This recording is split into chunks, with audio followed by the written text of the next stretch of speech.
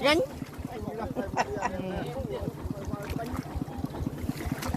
lên lươn nó vừa rồi mình lên tập qua đây mình mày kia hả trâu giờ mình đi lưỡi trâu trời mà đã